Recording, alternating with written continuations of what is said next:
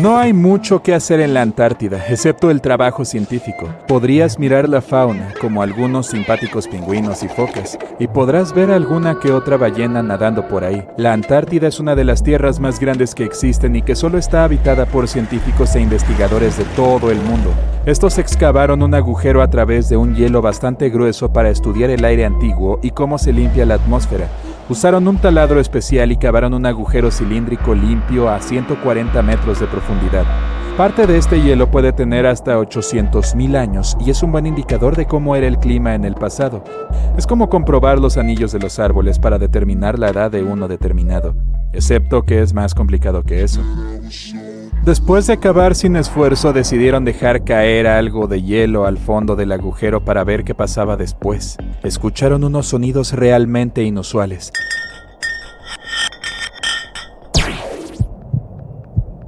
Se sentía como estar en una nave espacial viajando a través de un montón de obstáculos con muchas rocas chocando entre sí. Los tonos cambiaban a lo largo del rápido descenso del bloque de hielo, desde un tono alto hasta un sonido bajo, parecido a los latidos del corazón. Los científicos se quedaron perplejos cuando escucharon esto por primera vez y dejaron caer más hielo, solo para descubrir que se producía el mismo tipo de sonidos, solo que en diferentes variaciones. No podían saber qué había ahí abajo y, lo que es más importante, por qué se producía este tipo de ruidos. La Antártida cuenta con un buen número de volcanes, muchos de los cuales se encuentran bajo gruesas capas de hielo. Los científicos descubrieron 91 volcanes y afirmaron que podría haber más, lo que podría convertirla en la región volcánica más extensa del mundo. Mientras realizaban las investigaciones científicas habituales, se toparon con numerosas e inconfundibles figuras cónicas bajo tierra. Algunas tenían una profundidad de hasta 3 kilómetros de hielo. Algunos de los picos tenían más de 914 metros de altura y docenas de kilómetros de ancho. Pero en la superficie es tan plano como una hoja de papel. Pueden haber dejado caer ese bloque de hielo dentro de un volcán real sobre el que estaban parados. Pero es poco probable. Aunque la presencia del volcán subterráneo se descubrió por accidente, hay una pequeña posibilidad de que estuvieran realmente sobre uno donde tenían su estación de trabajo. Es más probable que trabajaran en una zona donde el estudio de los climas antiguos es más fácil y menos peligroso que en otros lugares. Recogen muestras de hielo y las estudian en un laboratorio. Es como descubrir un insecto prehistórico incrustado en el ámbar hace millones de años, cuando los dinosaurios recorrían la Tierra. Pero en lugar de bichitos, los científicos estudian el polvo antiguo, las burbujas de aire, las sales marinas, las cenizas volcánicas y cualquier otra cosa que pueda provenir del entorno. Prácticamente pueden saber cómo era el clima durante esa época. Estas muestras del mismo podrían mostrar que la capa de hielo occidental de la Antártida se derritió cuando el clima de la Tierra se calentó. Si lo hizo, es probable que se repita. Eso significaría un aumento del nivel del mar que afectaría a las ciudades costeras y a las pequeñas islas remotas. Pero los científicos no están seguros de que sea cierto, a pesar de algunas pruebas que lo respaldan. El proceso de estudio de las muestras de hielo puede durar una semana o incluso un año, dependiendo de lo que encuentren. Trituran o funden la muestra poco a poco, y al igual que los anillos de los árboles, cuanto más profunda es la capa, más nos remontamos en el tiempo para estudiar las antiguas burbujas atrapadas en el hielo. Los investigadores tienen que aplastar las muestras bajo una campana de vacío, para mantener el aire afuera mientras lo extraen y lo ponen en viales.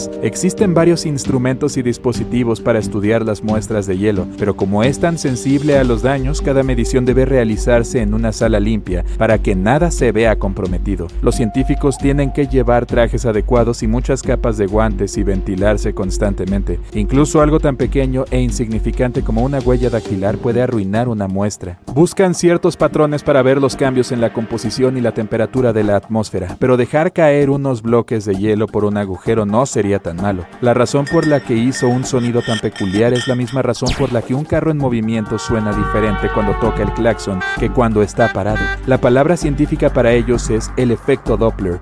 Se trata de un cambio evidente en la frecuencia de una onda con respecto a un observador que se mueve en relación con la fuente de la onda. El efecto no significa que la frecuencia del sonido cambie, simplemente se desplaza. Y esto puede decirse de otros tipos de onda, como las del agua y la luz, pero las ondas sonoras son las más populares cuando se trata del efecto Doppler. Así que cuando los científicos dejaron caer ese bloque de hielo por el fondo del agujero, las ondas sonoras volvieron a subir y rebotaron por el estrecho tubo donde perforaron. Por eso obtuvieron el sonido ¡pum, pum! No olvidemos que este bloque de hielo bajó 140 metros por debajo de nosotros. Los barcos petroleros cavan agujeros en la corteza oceánica que se adentran miles de metros bajo la tierra. El pozo superprofundo de Kola, en Rusia, es el agujero más profundo jamás realizado por el ser humano. Llega a más de 12.200 metros bajo la superficie y tardó casi 20 años en llegar a 12 kilómetros. Debajo de él hay solo la mitad de la distancia hasta el manto. En términos de toda la Tierra, este agujero tan profundo está literalmente arañando la superficie. Este no era un agujero para cavar en busca de petróleo y tampoco estaba en el océano. La perforación se detuvo en 1992 cuando los ingenieros descubrieron que las temperaturas eran 37 grados centígrados más altas que lo que habían previsto. Y entonces se abandonó y ahora solo es un orificio estéril, pero es lo más cerca que hemos excavado del centro del planeta. Lo que da miedo es que algunos de los trabajadores en el sitio podían oír voces que venían de adentro. En Yemen existe un antiguo agujero en Barut, al este del país, en medio del desierto. De hecho, está más cerca de Omán que de la capital, Sana. Este hoyo ha desconcertado a expertos y lugareños. A diferencia de los agujeros de Rusia y la Antártida, esto no fue hecho por el hombre. ¿O lo fue? Hace muchos años que existe, y los lugareños tratan de evitarlo. Ni siquiera les gusta hablar sobre él, ya que afirman que trae mala suerte a quienes lo rodean o a quien pronuncia su nombre. Afirman que fue creado como una prisión para los espíritus, pero muchos descartan esa posibilidad. El orificio tiene 30 metros de ancho y entre 100 y 200 metros de profundidad. También se pueden escuchar extraños sonidos provenientes del interior. Pero, según algunos científicos, el pozo posee poca o ninguna ventilación y apenas tiene oxígeno allá abajo. Así que es poco probable que alguien o algo viva allá abajo. El abismo Challenger en la fosa de las Marianas captó unos gruñidos de tono bajo en marzo del 2016. Algunos de estos gruñidos iban seguidos de chillidos. Captaron estos sonidos en un lapso de semanas, usando un micrófono encapsulado en titanio para que la inmensa presión del punto más bajo de la Tierra no lo aplastara. También tuvieron que bajarlo lentamente, ya que es 1000 veces la presión atmosférica a nivel del mar. Durante 23 días enteros el micrófono grabó los ruidos típicos del paso de las ballenas y de los barcos que navegaban desde arriba, e incluso los estruendos de los terremotos cercanos, pero aún no pudieron determinar qué causaba esos sonidos iniciales. Los investigadores no podían entender si el ruido del fondo de la fosa de las Marianas era causado por los humanos o natural. También querían saber si estos sonidos afectaban a la vida marina, como los delfines y las ballenas, que dependen de la ecolocalización. Todavía no lo saben, pero los científicos calculan que el océano es unas 10 veces más ruidoso que hace 50 años. Con los avances tecnológicos en el transporte marítimo, los submarinos y la construcción submarina, el océano solo lo será más con el tiempo. Las auroras boreales vienen acompañadas de sonidos, de los que nadie habla. Suelen ser audibles cuando éstas están en su presencia más potente. Los científicos siempre han estado desconcertados sobre la causa de los débiles chasquidos y crujidos. A pesar de estar muy por encima de nosotros, usaron unos micrófonos especiales y descubrieron que los ruidos llegaban a solo 70 metros por encima de nosotros, lo que es bastante bajo. Son causados por cargas eléctricas que adquieren fuerza en una región específica de las mismas. Las cargas eléctricas son perturbadas por las tormentas magnéticas que encienden las auroras boreales. Como resultado, algunas chispas diminutas se liberan en la atmósfera causando el débil ruido de crepitación y estallido. ¿Sabías que la NASA explora no solo las estrellas, planetas, galaxias o agujeros negros? Es difícil de creer, pero así es. La agencia también trabaja aquí, en nuestro planeta. Entonces, ¿qué ha descubierto en los últimos tiempos? ¿Hay vida bajo el hielo? Mientras analizaban datos recientes, descubrieron algo increíble escondido bajo el hielo de la Antártida. Y este hallazgo no solo cambia lo que sabemos sobre todo el sistema de agua de la Tierra, sino que también puede ayudar a investigar la vida en el espacio. La existencia de la humanidad podría depender de la comprensión de la Antártida y sus secretos. Estos descubrimientos recientes revelan información vital sobre nuestra supervivencia. Pero antes de continuar, veamos cuánto sabes sobre este lugar, en el que solo hay hielo hasta donde tus ojos pueden ver. La Antártida es uno de los 7 continentes del mundo y está ubicada en el hemisferio sur. Es el 5º continente más grande en términos de superficie total. Tiene casi el doble de tamaño de Australia. ¿Quieres ver meteoritos? Ve a la Antártida. Debido a su clima seco, es uno de los mejores lugares para observar el espacio. Pero lo que es aún mejor es que puedes encontrar meteoritos en la superficie del continente. Los científicos ya han extraído unos 45,000 meteoritos del hielo y creen que podría haber otros 300,000. Como no hay muchas rocas expuestas, les resulta fácil encontrarlos gracias a su color oscuro. El ambiente desértico seco también ayuda a preservarlos, aunque hayan caído hace más de 1 millón de años. ¿Te imaginas alguna actividad volcánica en la Antártida? Es difícil, pero este es el lugar donde el fuego se encuentra con el hielo. La mayor parte de la actividad volcánica está en la Antártida Occidental. Los científicos descubrieron recientemente que existen 138 volcanes solo en este sector. ¡Wow! Uno pensaría que la Antártida siempre es fría, pero no. Sus regiones costeras pueden calentarse hasta los 10 grados centígrados. Pero, ¿alguna vez te has preguntado cómo sería la Antártida si no hubiera hielo? Puede parecer inimaginable ahora, pero no siempre estuvo cubierta de hielo. Sin embargo, eso fue hace 34 millones de años. En la actualidad es muy difícil saber cómo sería su superficie si no estuviera helada. Sin embargo, en la NASA se realizaron simulaciones por computadora y se confeccionó el mapa más preciso hasta la fecha. Lo que vieron fue increíble. El continente no es plano en absoluto como parecía. Es bastante accidentado con valles, llanuras onduladas y altas montañas. Pero esto no es nada comparado con lo que descubrieron bajo el hielo. Entonces, ¿qué es lo que había escondido ahí? ¡Redoble de tambores, por favor! La NASA encontró 2 nuevos lagos subglaciales. Y lo que es aún más genial es que vieron estos lagos desde el espacio. ¿Cómo es posible? Si tu respuesta es satélites de alta tecnología, entonces tienes razón. En 2003, la NASA lanzó un satélite llamado IceSat. Midió el balance de masa de la capa de hielo y la altura de las nubes. El satélite también ayudó a crear el mapa sin hielo de la Antártida. En 2010, la Agencia Espacial Europea lanzó el segundo satélite, CryoSat-2, para rastrear los cambios en el espesor del hielo. Luego, en 2018, se lanzó el tercero, IceSat-2, una continuación del IceSat. Midió la elevación de la capa de hielo y el espesor del hielo marino. Era el instrumento láser de observación de la Tierra más avanzado de la NASA y entregó los datos de mayor precisión. Y cuando esto se combinó con los datos de los otros satélites, fue posible detectar estos 2 nuevos lagos cerca de un par de lagos más grandes. Pero, ¿cómo es posible que estos lagos existan? El espesor promedio del hielo de la Antártida es de 1,9 kilómetros.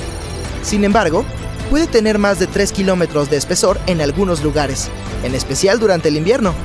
Entonces podrías pensar que no hay nada debajo, pero la ciencia dice lo contrario. No es fácil ver a simple vista que el hielo que cubre el continente fluye lento y de manera constante en diferentes direcciones bajo la fuerza de su peso. Durante muchos años, los científicos no podían averiguar cómo se producían estos movimientos. Esto comenzó a cambiar en 2007, cuando los datos recopilados por el IceSat proporcionaron información sobre lo que se esconde debajo de la superficie. Primero descubrieron una red completa de lagos de agua de deshielo conectados entre sí bajo las rápidas corrientes de hielo. ¡Y había cientos de ellos! La glacióloga del Instituto de Oceanografía Scripps, Helen Amanda Fricker, pensó que los cambios de elevación medidos por el IceSat ocurren debido a la dinámica de estos lagos. No retienen el agua de deshielo de forma estática. En cambio, se llenan y drenan continuamente a través de un sistema de vías fluviales. Y mientras lo hacen, el hielo de arriba sube y baja. Pero, ¿a dónde drenan? ¡Al océano, por supuesto! ¡Y drenan mucho!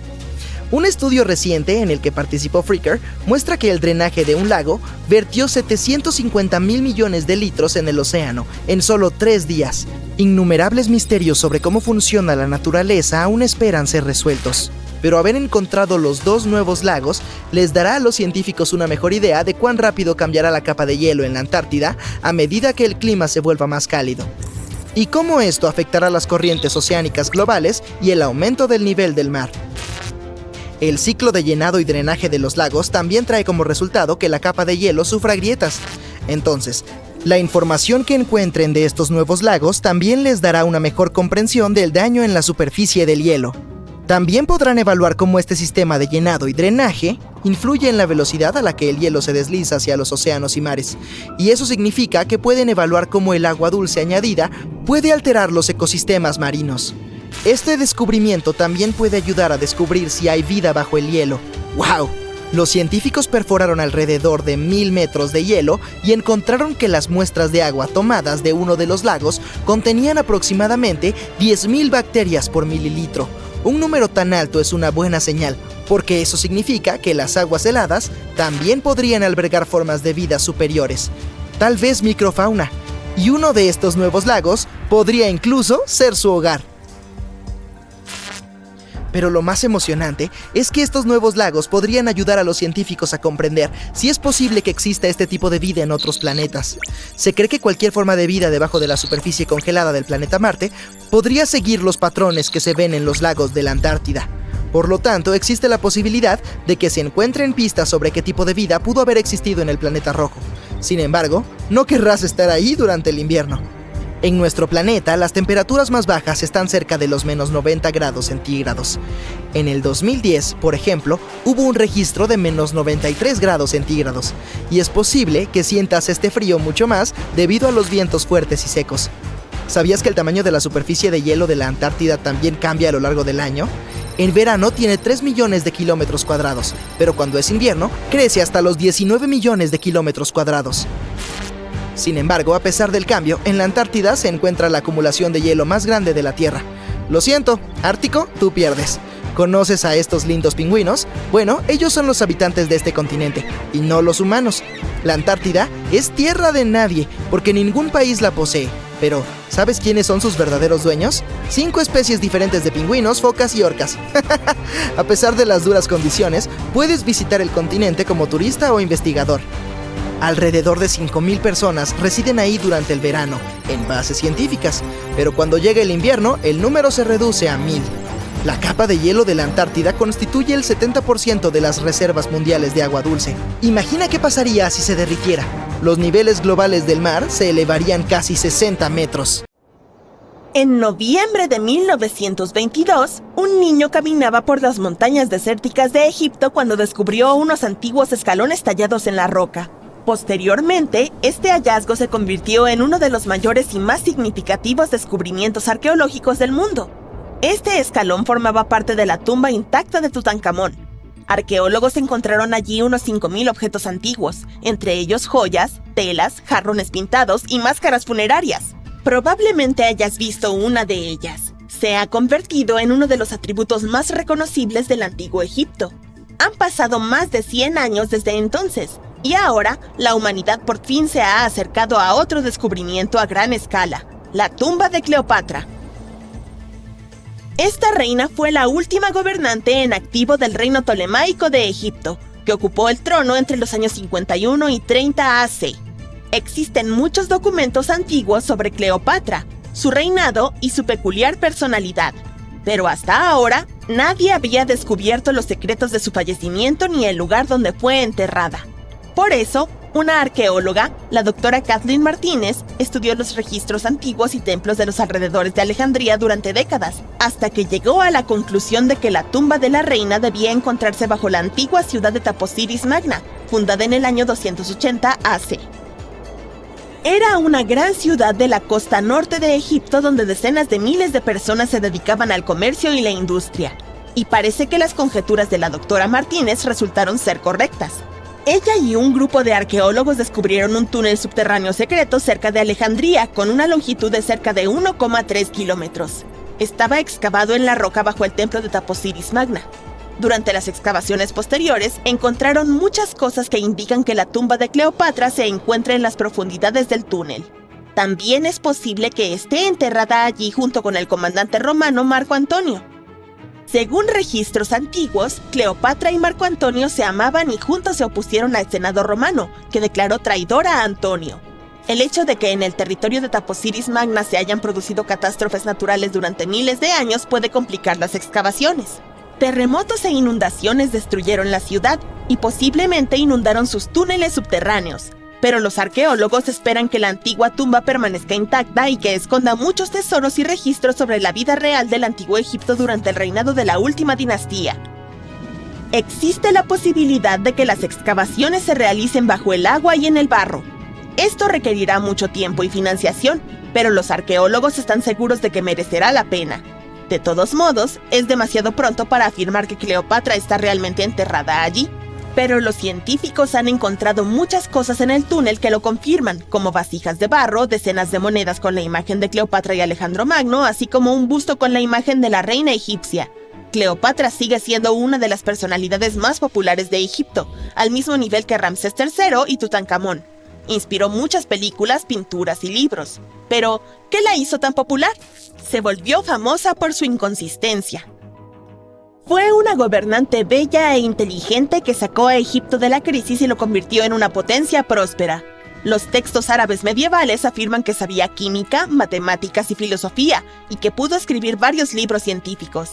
Conocía varios idiomas y tenía excelentes dotes diplomáticas. Al mismo tiempo, hay muchas leyendas que afirman que era una mujer fatal que volvía locos a muchos hombres.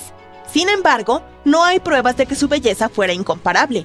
La imagen de modelo despampanante la creó Hollywood al rodar varias películas en las que famosas actrices interpretaban el papel de Cleopatra, y el emperador romano Octavio, hijo adoptivo de Julio César, creó especialmente la imagen de Cleopatra como insidiosa seductora porque era su enemigo.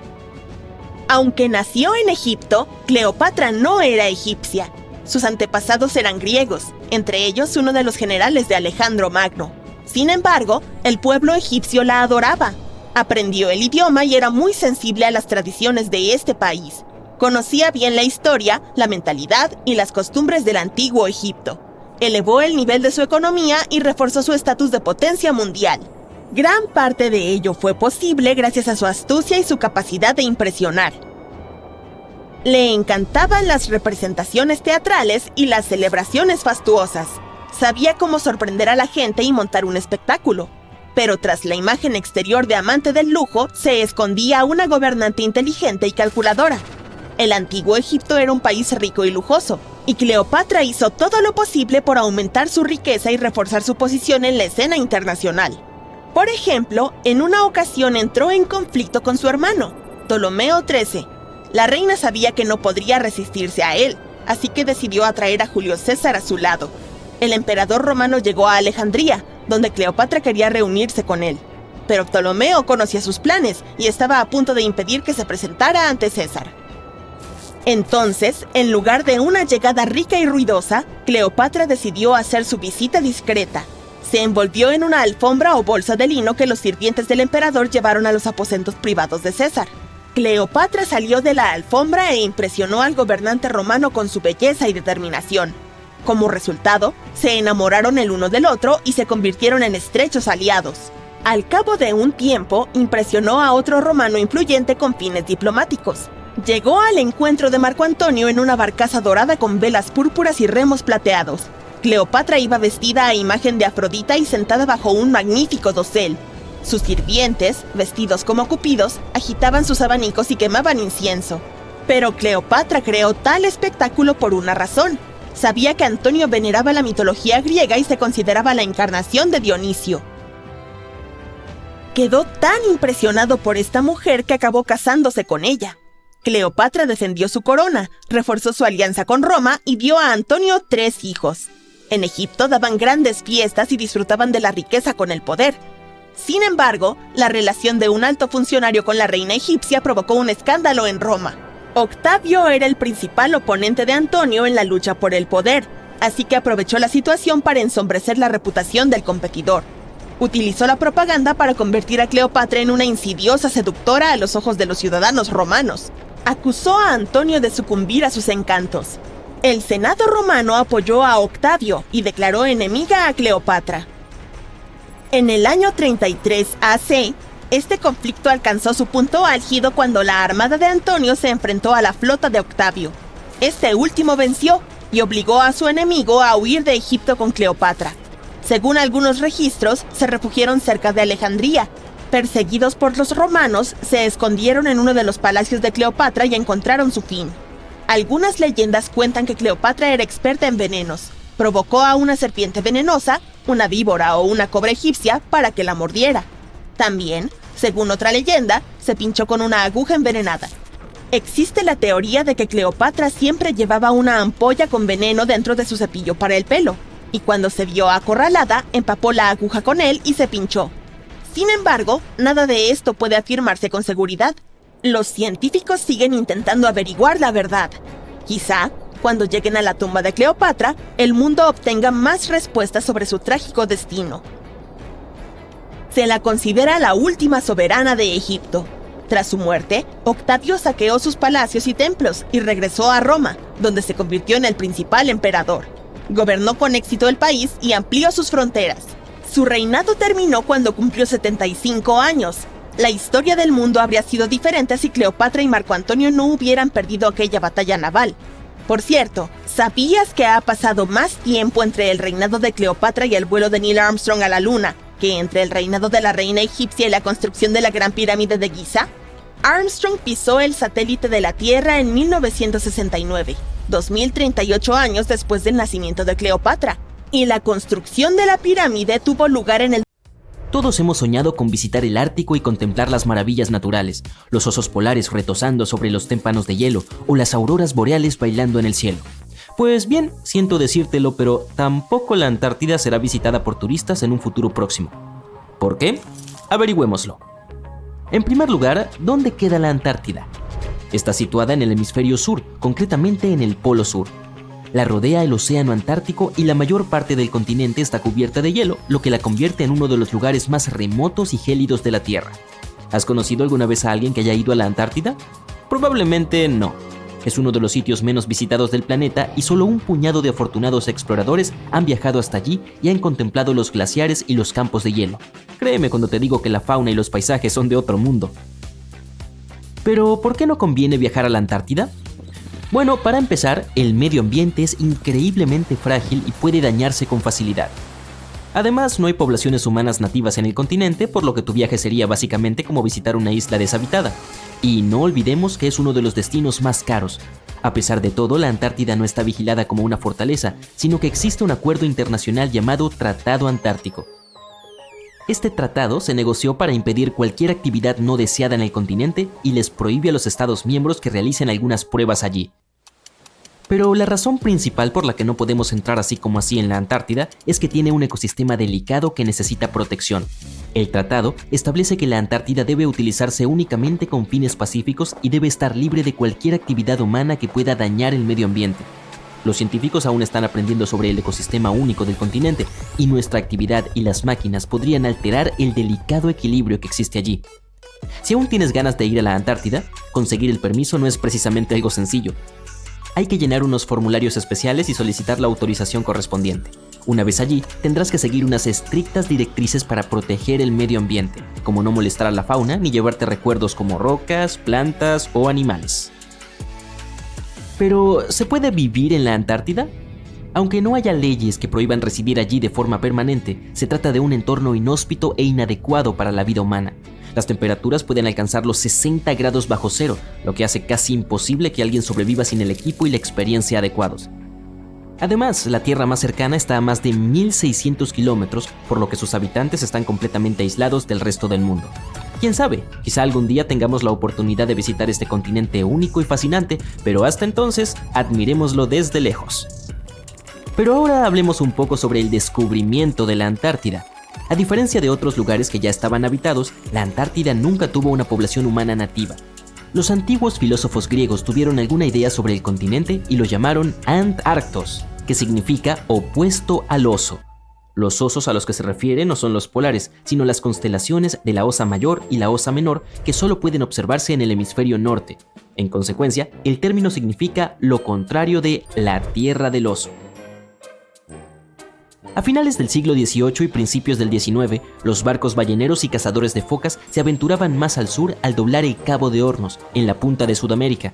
Se sabía que ir más al sur significaba a menudo enfrentar vientos más fuertes, pero también existía el riesgo de chocar con hielos flotantes de todos los tamaños, y los vientos y los mares podían resultar peligrosos para el barco y la tripulación. El capitán James Cook fue el primero en cruzar el Círculo Polar Ártico el 17 de enero de 1773 en la región del Mar de Ross. Llegó aún más lejos un año después, y aunque no avistó tierra, se acercó a 80 kilómetros y vio depósitos de roca retenidos en icebergs, lo que indicaba la existencia de una tierra más al sur. Se considera que el primer avistamiento de la Antártida tuvo lugar en enero de 1820 durante el viaje de dos barcos al mando del capitán Fabian Gottlieb von Bellinghausen.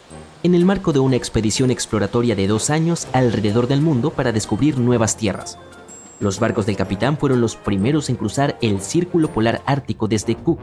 El primer desembarco indiscutible en la Antártida no se produjo hasta mucho más tarde, el 24 de enero de 1895 en el Cabo Adair, durante el viaje ballenero del buque Antarctic dirigido por Henrik Ball.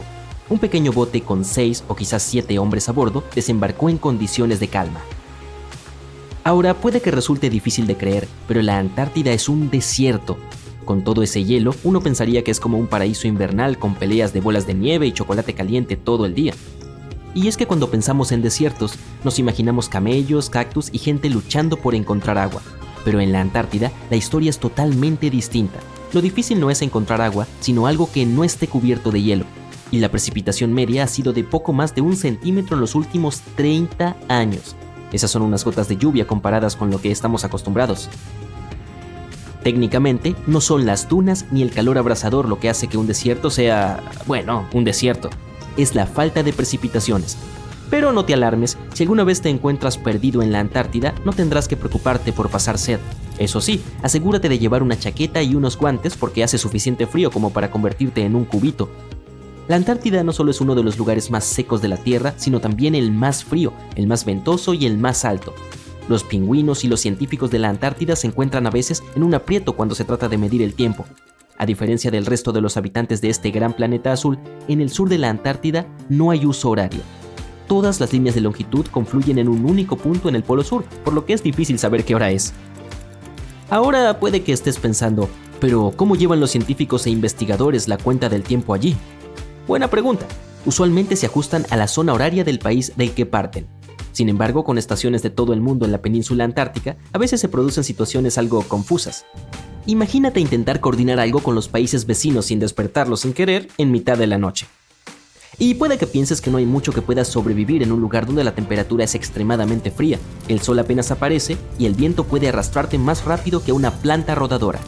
Pues bien, como en muchos rincones de la Tierra, la vida también encontró un camino en la Antártida. Lo creas o no, este continente helado bulle de actividad. Es el hogar de miles de millones de krill, que a su vez atraen a montones de focas y más pingüinos de los que puedas imaginar. Pero no te dejes engañar por su aspecto tierno y adorable.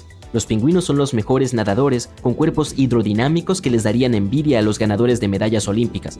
Bajan a tierra para reproducirse y relajarse, pero su verdadero talento consiste en robarse piedritas unos a otros y construir refugios para mantenerse calientes.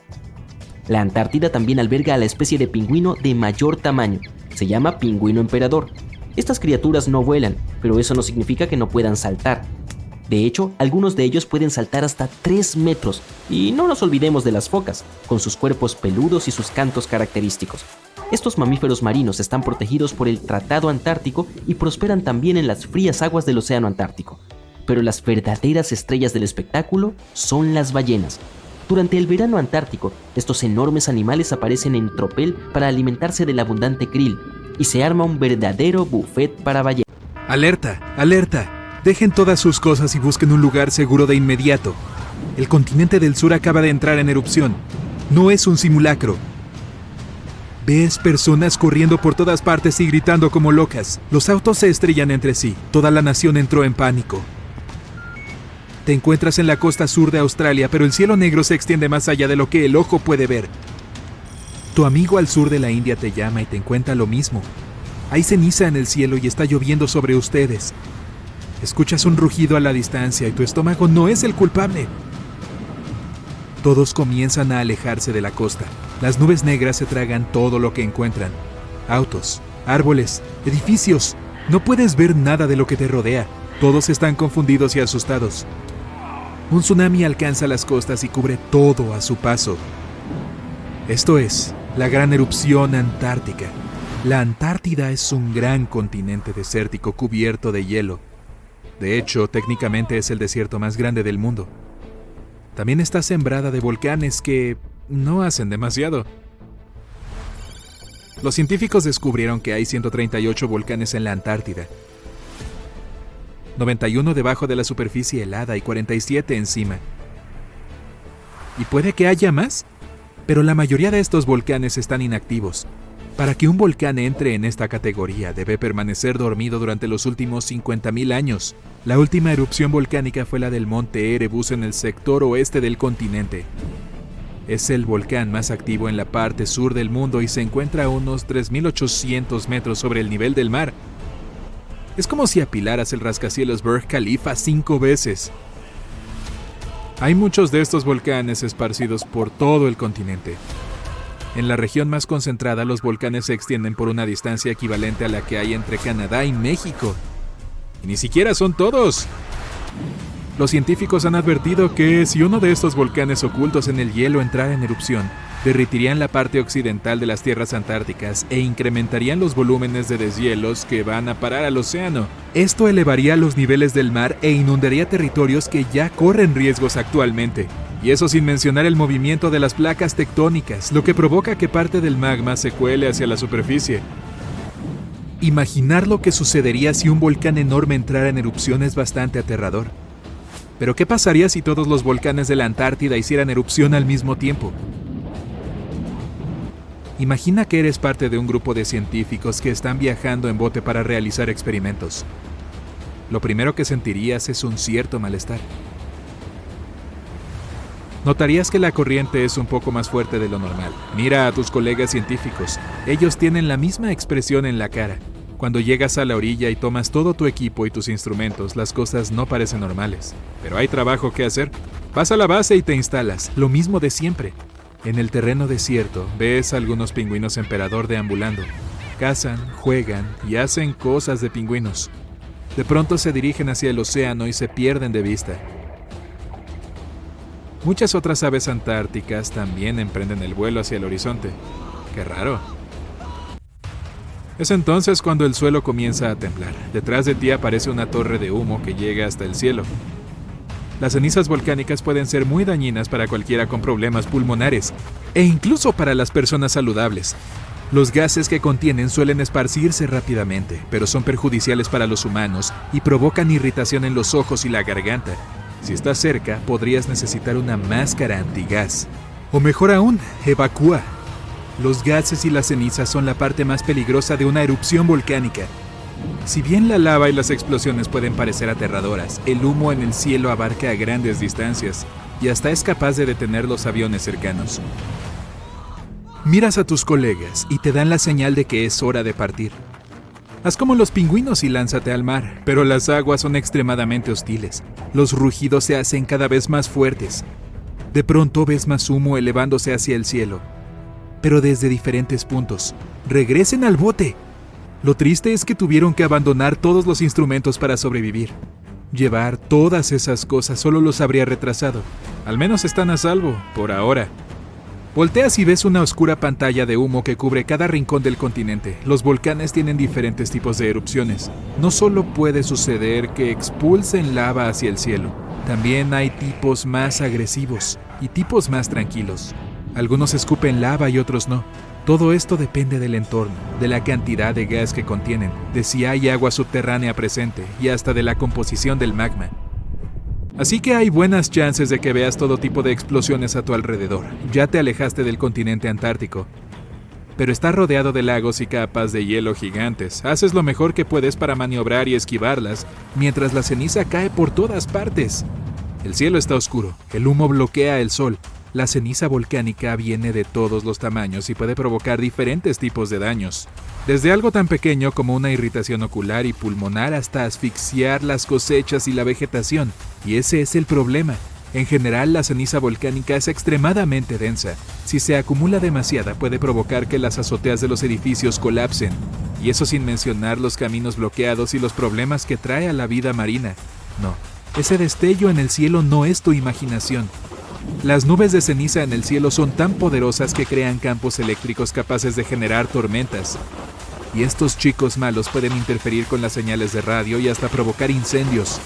Además, esas nubes son extremadamente calientes por cuenta propia, como si no bastara con la lava para provocar incendios. Bueno.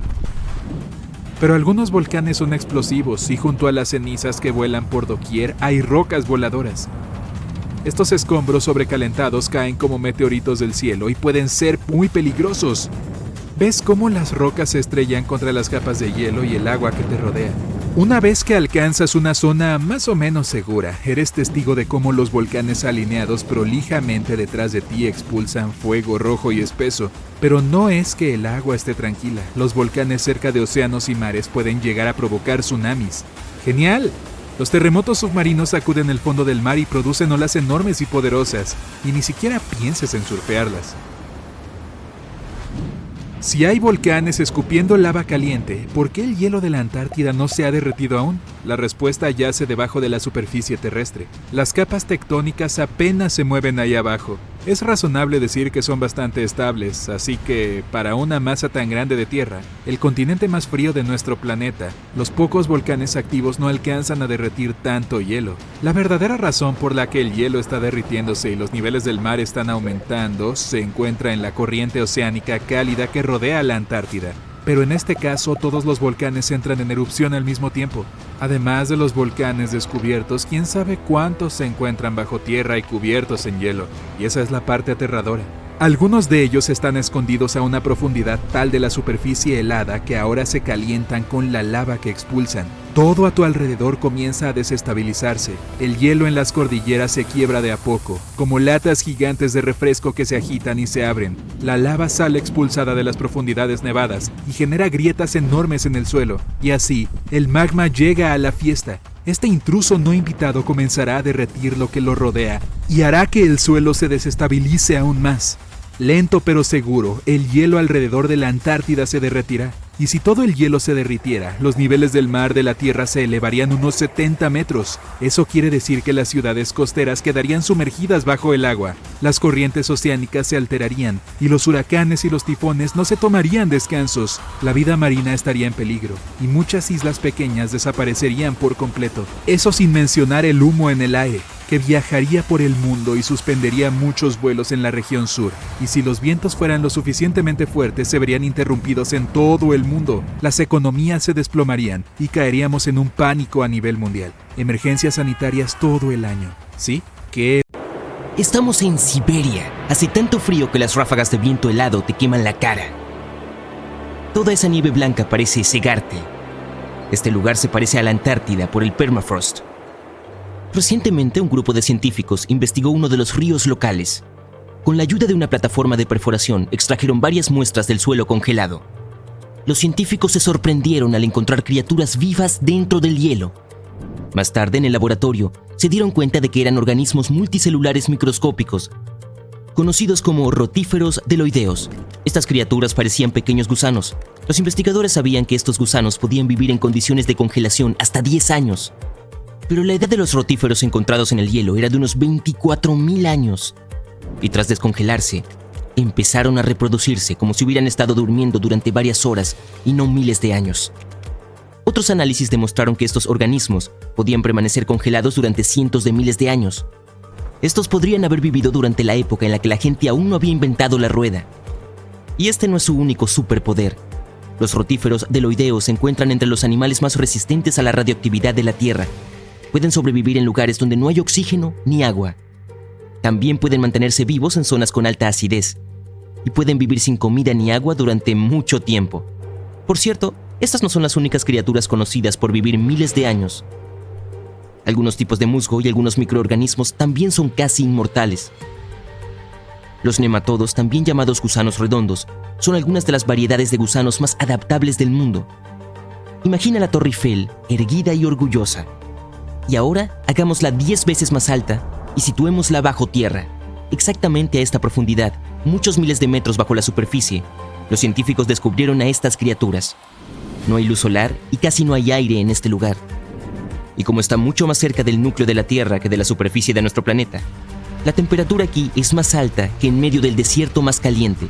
Millones de toneladas de tierra por encima crean una presión delirante.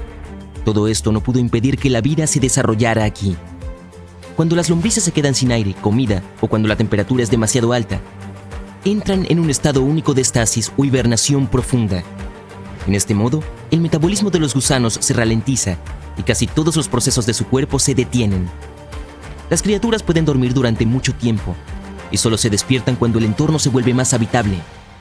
Por cierto, No hace falta ir tan profundo bajo tierra para encontrarlas.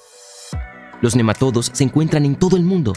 Pueden vivir en aguas termales, en desiertos, en lo alto de las montañas, entre los duros hielos de la Antártida o en el interior de los animales y los seres humanos. Nuestras siguientes criaturas invulnerables son los tardígrados, también conocidos como osos de agua. Son invertebrados microscópicos de 8 patas estrechamente relacionados con los artrópodos. Es imposible verlos a simple vista. Pero un microscopio convencional te permitirá observarlos en detalle. Parecen osos minúsculos. Se les llama osos de agua porque necesitan una fina capa de agua alrededor de su cuerpo en todo momento.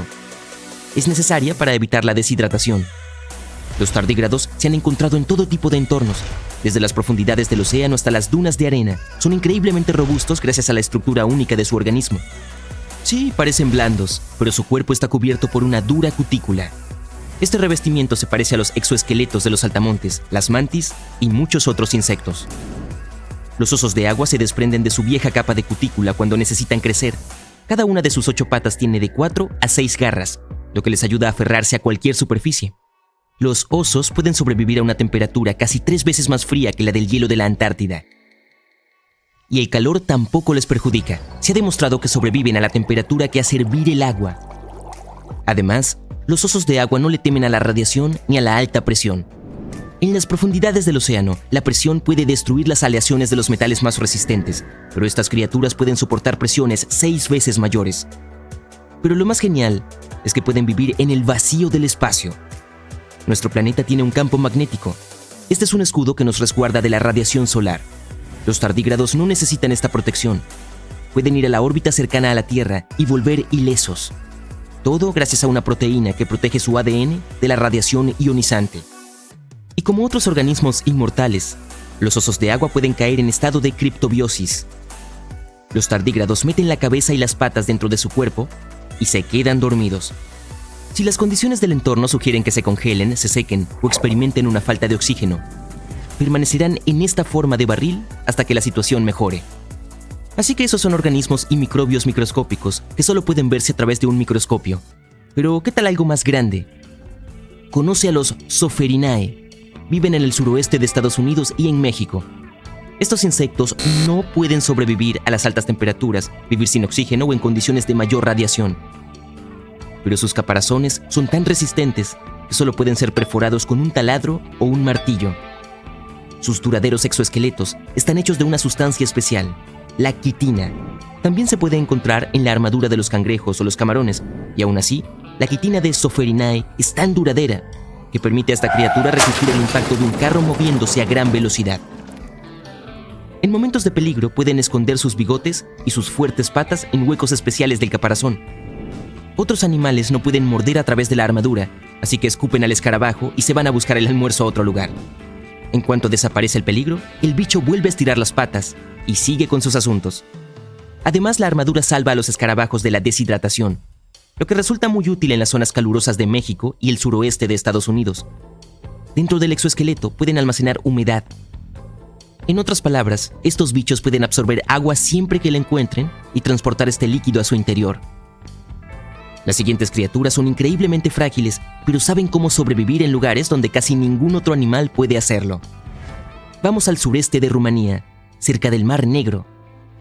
Aquí, en una amplia llanura desolada, se puede notar un pozo. Se trata de una mina que conduce a las profundidades del subsuelo. El aire en la superficie de nuestro planeta suele contener alrededor de un 20% de oxígeno, pero en la mina solo tiene un 10%. Dentro de la cueva, el aire también tiene un mayor contenido de ácido sulfídrico y dióxido de carbono. La gente no puede respirar ahí sin un tanque de oxígeno. Probablemente podemos decir que el agua y el aire están envenenados ahí. Casi ningún animal podría sobrevivir aquí. Sin embargo, se han encontrado 48 especies de organismos vivos en esta cueva. 33 de ellas son especies recién descubiertas. Y no son solo microbios o bacterias que no pueden verse sin un microscopio. Aquí vive algo más grande. Extraños caracoles blancos se arrastran por las paredes de las minas. Camarones transparentes y un montón de sanguijuelas de tipo desconocido nadan en el agua. 100 pies blancos con enormes bigotes y espeluznantes arañas blancas corren por el suelo. Y todos ellos han crecido aquí durante casi 5 millones de años. Es posible que veas un escorpión de agua y otra especie no identificada de este animal. No se parece a sus parientes que viven en arenas calientes o en bosques tropicales. Ningún ser vivo aquí tiene un aspecto ordinario. Todos los animales son blancos o transparentes. No tienen ojos, pero están equipados con largas patas y bigotes antenas que les ayudan a navegar en este espacio oscuro. Cuanto más te adentras en la cueva, menos oxígeno contiene el aire. Pero el número de organismos vivos aumenta. El aire está lleno de metano y dióxido de carbono. Todos los habitantes de esta cueva no han visto nunca la luz del sol, ni salido de la oscuridad. Parece imposible sobrevivir en tales condiciones, donde las plantas no producen oxígeno. La respuesta a la pregunta sobre su supervivencia se esconde en un pequeño lago. La superficie del lago está cubierta de una extraña espuma. Si se observa con atención, se puede ver que esta sustancia blanca está viva. Se asemeja a un papel suave y húmedo que es fácil de romper. Esta cosa son miles de millones de organismos vivos, bacterias llamadas autótrofas. Hay mucho más dióxido de carbono en la cueva que en el exterior. Y estas bacterias, como las plantas, lo absorben. Pero no lo hacen con la ayuda de la fotosíntesis, lo que significa que no necesitan la luz del sol. Usan el agua para la quimiosíntesis. Lo que estos microorganismos segregan es alimento para otras bacterias, y estas son alimento para criaturas más grandes. Aquí existe un ciclo alimentario único que no se encuentra en ningún otro lugar del planeta. La región volcánica más grande de la Tierra no está en África ni en Japón, sino bajo el hielo de la Antártida. Los científicos encontraron 138 volcanes en su parte occidental, y si deciden despertarse, sin duda lo notarás. Podrían derretir enormes cantidades de hielo que se desplazarían hacia el océano, elevarían su nivel y harían nuestro planeta inhabitable para los humanos. Pero antes de que empaques tus cosas para volar a otro planeta, escúchame. Solo 2 de los volcanes antárticos están oficialmente clasificados como activos en la actualidad. Y se necesitaría toda una serie de erupciones, década tras década, para impactar seriamente al mundo entero. El Monte Erebus, uno de los 2 volcanes antárticos en actividad, ostenta con orgullo el título del volcán activo más austral del mundo. Ha estado en erupción continua desde al menos 1972. Emite columnas de gases y vapor y a veces incluso arroja rocas, y los científicos las denominan erupciones estrombolianas. Una de sus características más impresionantes es un lago de lava en uno de los cráteres de la cima, con material fundido en la superficie. Estos lagos son bastante raros porque necesitan ciertas condiciones para que la superficie nunca se congele. El segundo volcán activo es la Isla Decepción, una masa de tierra con forma de herradura. Es la caldera de un volcán activo que entró en erupción por última vez hace más de 50 años. Los científicos que lo monitorean dicen que no debería descontrolarse pronto. La Antártida también tiene muchas fumarolas, que son conductos volcánicos que liberan gases y vapores al aire. En las condiciones adecuadas, pueden expulsar suficiente material como para formar torres de hielo fumarólico de hasta 3 metros de altura. Los científicos monitorean los volcanes antárticos con sismómetros que detectan cuando la Tierra comienza a temblar debido a la actividad volcánica. A veces, también utilizan tecnología más compleja, pero todo es muy desafiante debido a lo remota que es esta región polar y lo complicado que es llegar allí. Es por eso que nadie puede predecir cuándo uno de los volcanes del continente, que ahora están durmiendo, podría entrar en erupción. Podemos imaginar cómo sería este despertar si analizamos los sucesos de hace casi 20.000 años. ¿Vamos? Uno de los volcanes dormidos de la Antártida, el Monte Takage, Tuvo una serie de erupciones y expulsó una buena cantidad de halógenos ricos en ozono en aquel entonces. Algunos científicos dicen que estos fenómenos calentaron el hemisferio sur. Los glaciares comenzaron a derretirse y ayudaron a terminar la última edad de hielo. Para que estos sucesos se repitan, necesitaríamos una serie de erupciones con sustancias ricas en halógenos de uno o más volcanes que ahora están sobre el hielo. Es un escenario poco probable, pero dado que ya ocurrió en el pasado, no es del todo imposible. En cuanto a los volcanes que se ocultan bajo una gruesa capa de hielo, es difícil que sus gases lleguen a la atmósfera. Sin embargo, serían lo bastante fuertes como para derretir enormes cavernas en la base del hielo y producir una gran cantidad de agua de deshielo. La capa de hielo de la Antártida Occidental está húmeda y no congelada en su base, por lo que esta agua de deshielo funcionaría como un lubricante, ya que provocaría el movimiento del hielo superior.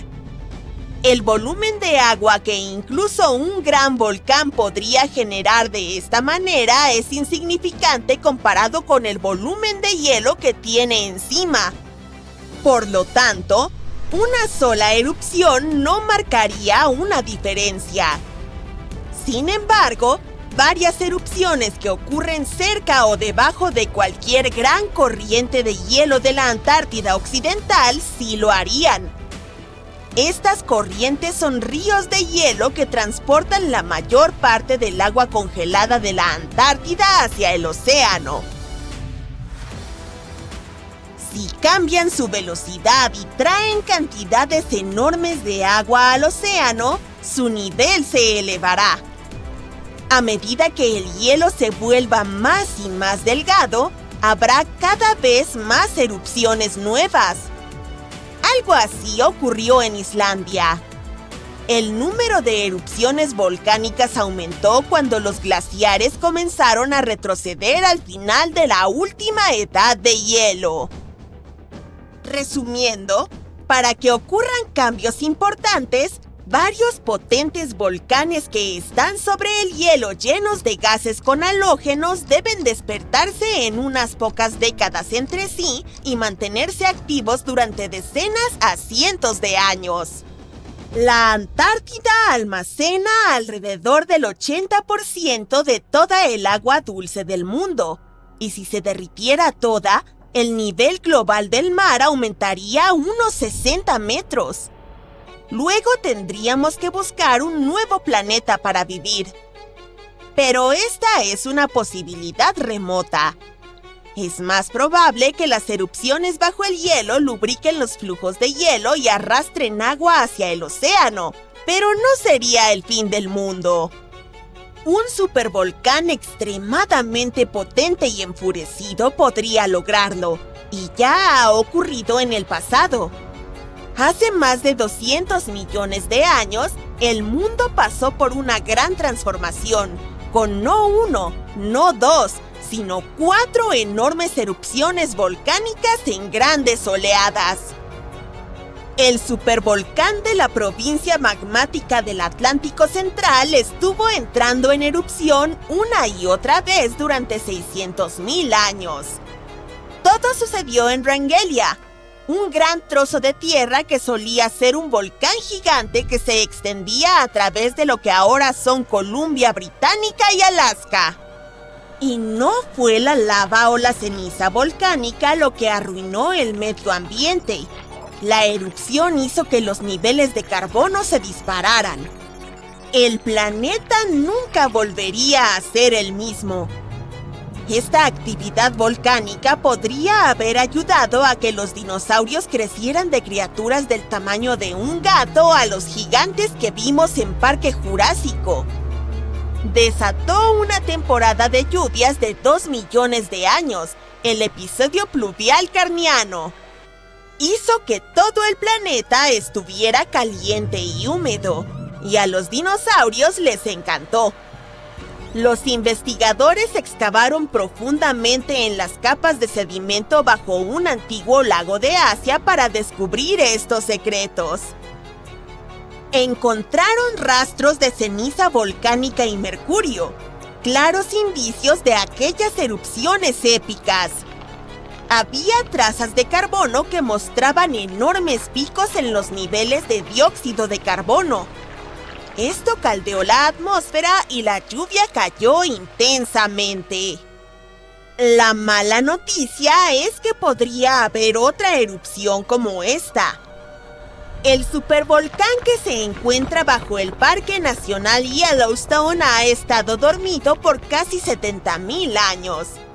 Pero si despertara, sería mucho más catastrófico que la erupción del Monte Santa Elena de 1980, que se considera la erupción volcánica más desastrosa en la historia de Estados Unidos. Luego siguieron 2 meses de terremotos y una inyección de magma debajo del volcán, lo que debilitó y destruyó toda la cara norte de la montaña.